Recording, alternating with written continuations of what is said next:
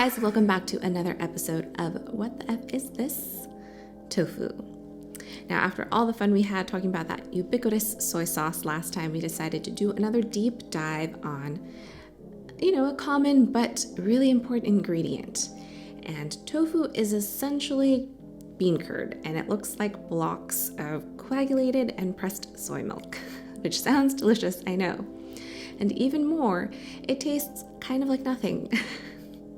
Now, the Eastern brands will kind of have more of like a bean flavor, whereas those Western targeted brands will have basically less flavor. Either way, it's bland, but basically it's a really good ingredient to use because it's so versatile that it can be made from anything into like a dessert or something savory. And it's still super nutritious, so it's not like you're eating nothing. We'll get back into that later. The word tofu comes from the Japanese tofu, which comes from the Chinese tofu, which just means bean curd or like fermented bean. Tofu making was first noted 2,000 years ago during the Chinese Han Dynasty, and it made its way to Japan via Zen monks and spread throughout Southeast Asia with the spread of Buddhism. Since then, it's become a staple in many countries and is known similarly as taho in Philippines and taho in Indonesia. The first American to mention tofu was Benjamin Franklin, who encountered it during a trip to London and referred to it as cheese from China.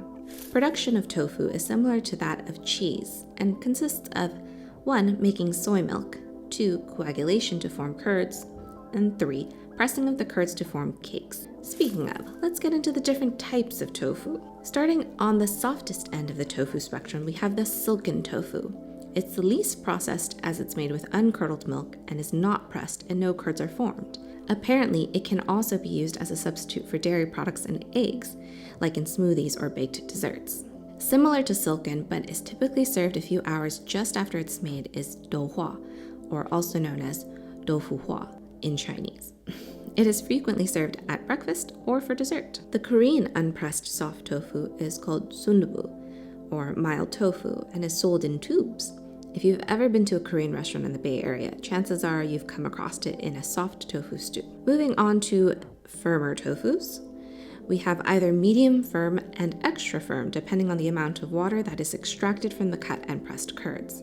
If you've ever wondered why the skin of this tofu looks weird and wrinkly, it's because it retains the pattern of the muslin used to drain it.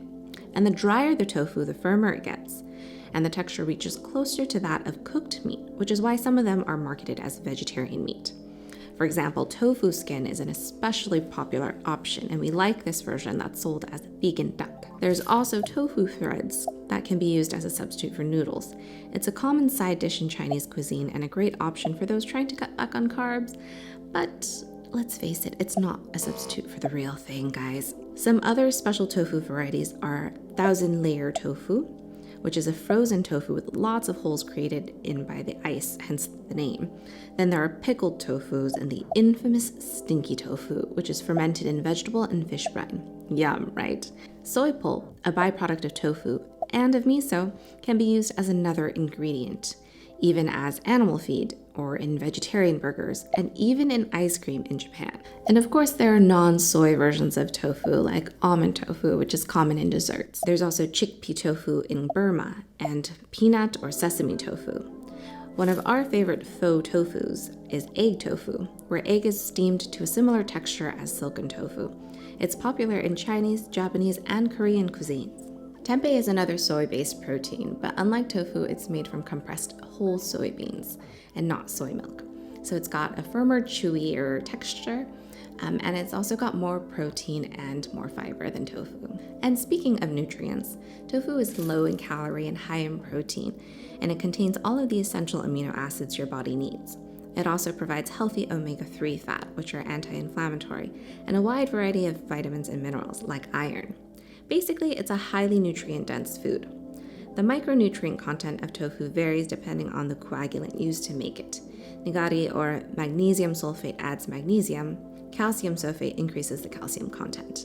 As a soy product, you'll find lots of isoflavones, known to exert antioxidant effects. Remember that a healthy diet is a balanced one. Tofu does contain anti-nutrients, but unless you're relying solely on tofu for your nutrients, it shouldn't be a problem. Unfortunately, tofu does not hold very well, so don't open the package until you're ready to use it. Always go by the best by date, but also trust your eyes and nose. So if the color starts to turn or it starts to smell funny, don't use it. And if you've opened it or you've cooked it, it can basically hold a few more days after that. Refrigerate any unused portion of tofu submerged in water, and changing that water every day can also help extend its freshness. You can also freeze tofu, but I would recommend freezing the harder, firmer tofus because it will change the texture.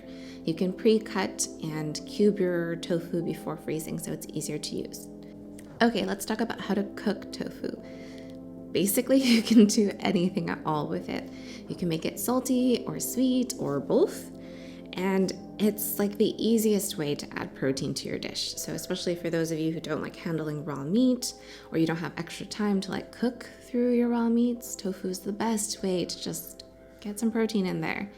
And the best part is that it soaks up all the flavors. So whatever sauces or marinades you're using, it's just gonna like taste so good.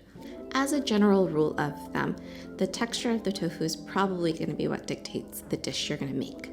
So the softer tofus are more towards, soups and desserts, whereas the firmer ones are better for the stir frying. Otherwise, the soft tofus will not hold up while you're frying them.